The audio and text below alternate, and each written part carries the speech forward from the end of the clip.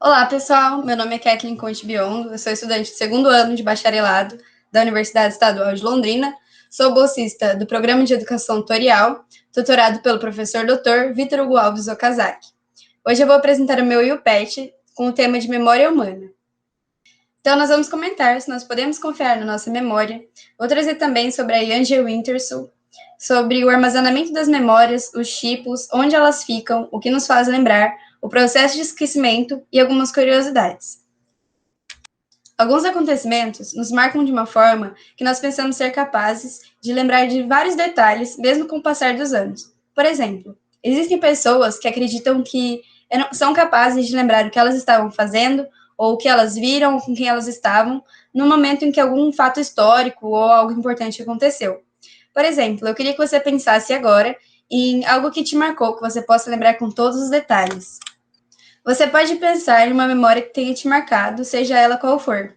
Bom, será mesmo que você possui uma memória perfeita dessas cenas? De acordo com Elizabeth Phelps, uma neurocientista, 50% dos detalhes sobre a nossa memória mudam no período de um ano, embora pensemos que elas estão 100% corretas. As memórias podem até estar corretas em linhas gerais, mas não em detalhes tão pequenos.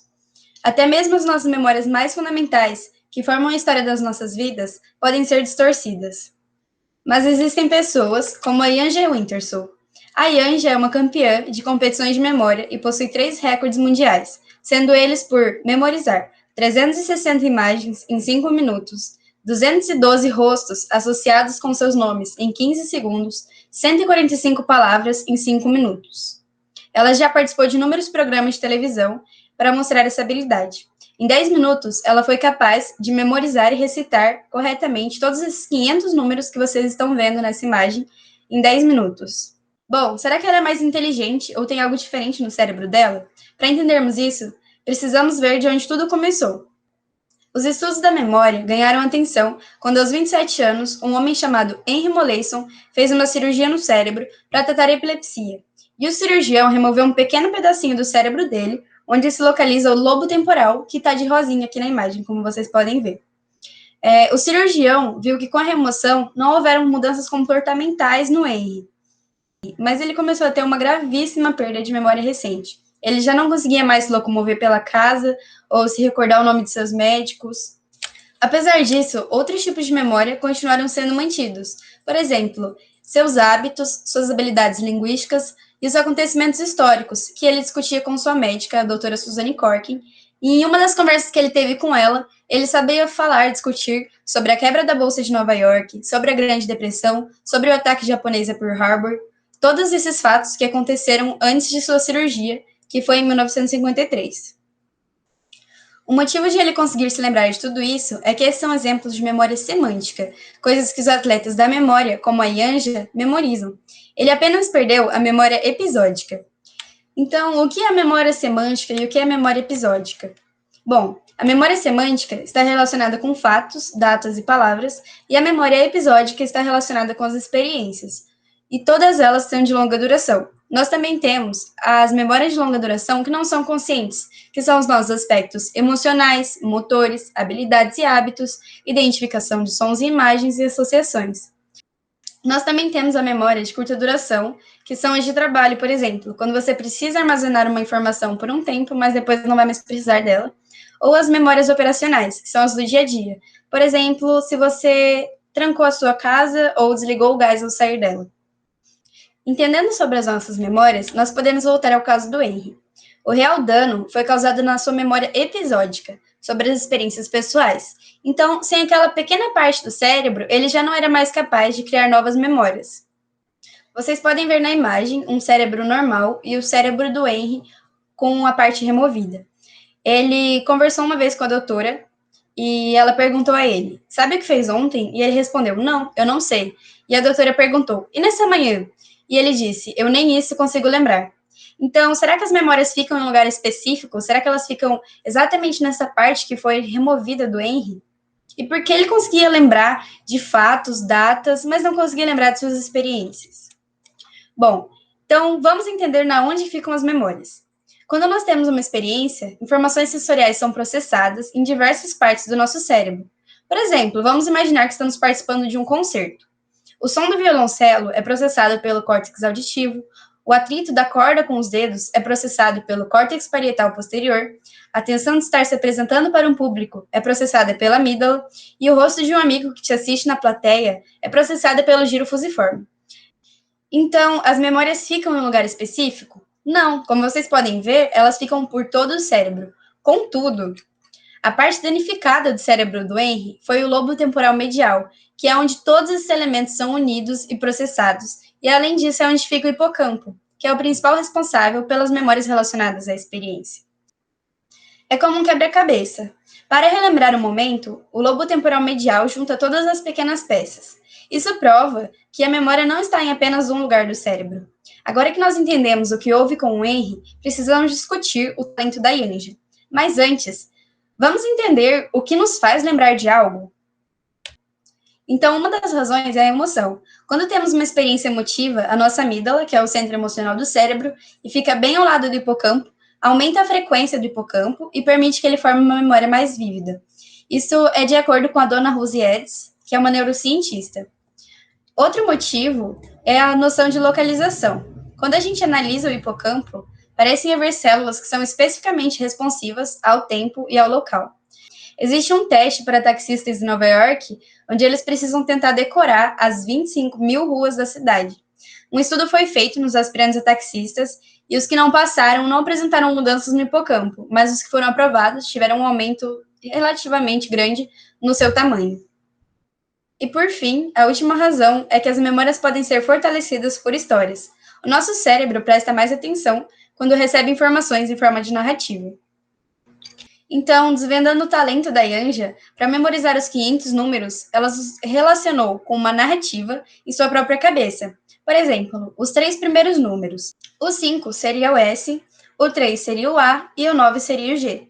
Dessa forma, ela fazia parecer que ela estava lendo um texto e não um monte de números.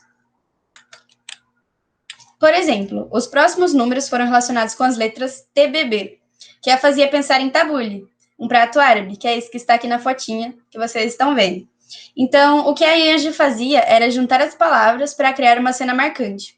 De acordo com ela, ela criava uma cena na cabeça dela de uma pessoa sagaz, seminua, coberta de tabule. E como era nojento, isso fazia ela se lembrar melhor. Quanto mais visceral, quanto mais emocionante, mais o cérebro fica e quer guardar aquela informação. Então, ela continua associando todos os próximos números com letras e, em seguida, com memórias como essas. Depois disso, a Yanja usa uma técnica que é chamada o Palácio da Memória. Ela se imagina caminhando por um bairro e adiciona visões surreais pelo caminho. Por exemplo, ao sair de um metrô conhecido, ela se depara com uma pessoa seminua, coberta de tabule e assim por diante. Outra pessoa que utiliza dessas estratégias é o Nelson Deles. Ele é o atual campeão do torneio de memória dos Estados Unidos. Um dos truques dele mais usado é o Palácio da Memória. E o lugar que ele escolheu visualizar foi a casa onde morou na infância. Então ele traduz os itens que precisa memorizar em imagens que são colocadas nos móveis e cantos da casa. Um dos quadros do Caldeirão do Hulk, que estreou em maio de 2020, impressionou muita gente. O quadro Pequenos Gênios traz desafios de memória. O Gabriel Bretz, paranaense, foi um dos participantes e brilhou no quarto desafio, onde um baralho inteiro, com 52 cartas, é embaralhado. Depois, os participantes precisam dizer quais eram as 52 cartas e seus naipes na ordem. O tempo é de 60 segundos. O Gabriel, ao responder, não errou nenhuma questão sequer. Ele utiliza da mesma técnica que a Yanja e que o Nelson, que é o Palácio da Memória. Com treino, qualquer criança dessa idade poderia fazer o que ele faz. Outro participante do quadro, o João Pedro, também paranense, confirma isso ao discursar. É que o ponto de vista das pessoas que não conhecem essa condição é de que a criança já nasce um gênio sabendo de tudo. Mas não, somos pessoas normais com sentimentos normais e com cérebros normais também. Então, nossas memórias podem se distorcer, principalmente com memórias emocionais, tendemos a lembrar do aspecto central. A nossa atenção se foca na essência da experiência. Por isso, quando uma pessoa é assaltada, normalmente ela se lembra de qual era a arma que estava sendo apontada para a sua cabeça, mas não se lembra de detalhes periféricos, como a roupa que o assaltante estava usando ou quais eram suas características. Como nós não conseguimos nos lembrar desses pequenos detalhes, tendemos a usar conhecimento pré-existente, como tendências prévias ou crenças, para preencher as lacunas. O fato da gente reconstruir a nossa memória episódica juntando peças significa que ela é bastante flexível. E alguns cientistas exploraram esse fato, plantando falsas memórias de infância. Então, em um teste, eles pediram para os jovens tentar se lembrar de um ato criminoso que eles cometeram na adolescência. E embora os crimes fossem totalmente fictícios, inventados pelos pesquisadores após algumas entrevistas com perguntas sugestivas, 70% dos sujeitos aceitaram que cometeram os crimes e foram capazes de contar em detalhes tais memórias, mesmo elas sendo totalmente falsas. Então, sim, nossas memórias podem se distorcer, principalmente se ficarmos repetindo ou confirmando-as várias vezes. Para entender por que nossa memória pode cometer erros, vamos relembrar suas diferentes funções. Como nós vimos, uma das funções é relembrar o passado imediato. Outra função é a das memórias de longa duração, de períodos mais longos, que podem ser chamadas também de memórias autobiográficas. A memória de longa duração, ou memória autobiográfica, vem sendo estudada por Martin Cohen. Ele é professor de psicologia cognitiva da Universidade de Londres e vem estudando isso há 40 anos. Na visão dele, todos nós criamos recordações que não correspondem à realidade, mas que se adequam à história que construímos sobre a nossa vida e a nossa personalidade. Então, ele diz que as nossas memórias de longa duração servem mais para nos ajudar como indivíduos e para nos definir. Então, não é particularmente importante que ela seja precisa. O que importa é que ela seja consistente, que se encaixe com a nossa vida, com o que nós construímos sobre nós mesmos, e esse processo pode ser inconsciente, disse ele a uma entrevista à BBC News Brasil. Ou seja, não é um problema as nossas memórias se distorcerem com o tempo, pois elas formam a nossa identidade. E será que as nossas memórias possuem um limite de armazenamento? Nós sabemos que a nossa memória possui um limite. O Heber acredita que o cérebro, ao interpretar o mundo que nos cerca, simplesmente não consegue se manter no mesmo ritmo dos estímulos a que estamos expostos. Por exemplo, se nós fizermos uma analogia com um computador, a memória humana não é o espaço no disco rígido, mas sim a velocidade de download. É por isso que nós esquecemos de algumas coisas e nos lembramos de outra. Pelo que ele diz, elas acontecem mais rapidamente do que o nosso sistema de memória é capaz de notá-las. Mas como se dá esse esquecimento? Primeiramente, nós temos o nosso sentido sensorial. Aqui entram todos os estímulos que a gente recebe e, se a gente considera eles importantes, a gente move eles para a memória de curto prazo e, se não, a gente descarta. A memória de curto prazo armazena informações por apenas alguns segundos ou até mesmo minutos, mas sem reiteração, essas memórias se vão muito facilmente também. E caso seja algo importante, nós movemos isso para a memória de longa duração. A memória de longo prazo é utilizada quando a informação precisa ser retida por alguns minutos ou durante toda a nossa vida, por exemplo, durante uma conversa. Muitos casos de esquecimento da memória de longo prazo não são uma perda da informação, mas sim uma perda ao acesso dessa informação. É mais uma falha de recuperação do que uma falha de armazenamento.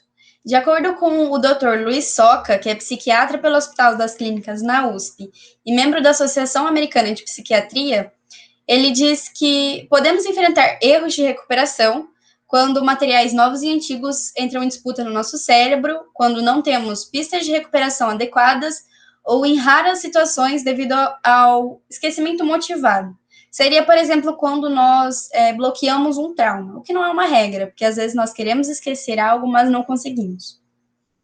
Então, esquecer é bom? A resposta é sim. Esquecer é saudável. É essencial que a gente faça uma limpeza na nossa memória para que ela não fique sobrecarregada. Traçando novamente um paralelo entre o cérebro humano e a unidade de armazenamento de computador, as memórias seriam os arquivos e as sinapses seriam um sistema. Para manter o conjunto saudável, é sempre importante nós termos essas limpezas. E como manter esse equilíbrio e ter uma memória melhor? Eu trouxe algumas dicas, e uma delas é vivendo uma vida saudável e ativa. A outra é se alimentar e dormir bem. A outra é praticar meditação. E a outra é ter uma vida social. E como curiosidade, eu trouxe um teste de Alzheimer, que é realizado aqui no Brasil, e é o teste do desenho do relógio. Solicita-se para o paciente desenhar um relógio numerado de 1 a 12 numa folha de papel em branco. E ele precisa desenhar os ponteiros indicando um determinado horário. Então, para desenhar esse relógio, a pessoa precisa compreender o que foi pedido, lembrar da figura do relógio, planejar o desenho, executá-lo corretamente, colocar os números em ordem. E aqui eu trouxe alguns resultados. E você pode ver como uma pessoa saudável desenha, uma pessoa com Alzheimer e uma pessoa com Parkinson no último relógio. Então, são avaliados a ordem de execução, sua aparência geral, suas proporções, assimetrias, as ordens dos números, os espaçamentos entre eles.